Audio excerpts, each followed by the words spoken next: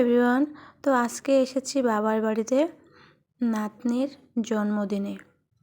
তো সকালবেলা খাওয়া দাওয়া করে বাড়ির কাজকর্ম সেরে রেডি হয়ে নিয়েছি। এখন দুপুর 2টোর মতো বাজে। মাম্মা আর আমি বেরিয়ে পড়লাম বাবার বাড়ির উদ্দেশ্যে। আর ভীষণ ঠান্ডা আজকে, রৌদ্র তো 2 দিন থেকে দিচ্ছিল না, 2 দিন দিয়েছিল, 2 দিন থেকে দিচ্ছে না, প্রচণ্ড ঠান্ডা। কিন্তু নেমন্তন্ন করে প্রত্যেকবারে যাওয়াই হয় না, তাই ভাবলাম যে এবার তো না গেলে খারাপ হবে। তাই মাম্মা আর আমি বেরিয়ে পড়লাম দুপুর। ভীষণ ঠান্ডা, আর আমাদের ওইদিকে আবার ভীষণ ঠান্ডা হচ্ছে, নদীর পাশেই নদী আছে, ঠান্ডাটা বেশি। তো যেহেতু দুপুরবেলা এসেছি, আমি ভেবেছিলাম মনে হয় ভাত টাত থাকবে, মা বলছে যে ভাত শেষ হয়ে গেছে।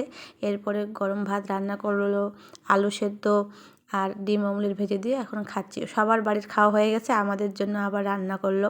যেহেতু দুপুরবেলা খাওয়া দাওয়া করে যায়নি, আর গরম গরম ডিম অমলেটটা কিন্তু ভীষণ ভালো হয়েছে। এইদিকে মা খাওয়াই দিচ্ছে মেয়েকে, আর দেখো মেয়ে শুয়ে শুয়ে খাচ্ছে। ওর খাওয়ার সময় যে এত ভেজাল করে কি বলবো, বিশেষ করে যেহেতু দিদুন খাওয়াই দিচ্ছে, এর জন্য আবার বেশি ভেজাল করছে। এরপরে সন্ধ্যাবেলা দাদা চিড়া ভেঙে নিয়ে এসেছে রাখা, তো এখন একটু গরম গরম চিড়া দিয়ে চা খাচ্ছি। আর মা কিন্তু চাটা ভীষণ ভালো বানায়। এরপরে চলে আসলাম জন্মদিন বাড়িতে। তো সবাই রেডি, এখন কেক কাটা হবে আর খাওয়া দাওয়া করে আমরা বাড়িতে চলে আসব। তাই তাড়াতাড়ি করে রান্নাবান্না হয়েছে, সবাই এসেছে, ভাগনা বৌমা ভাস্তে টাস্তে আর কি সবাই।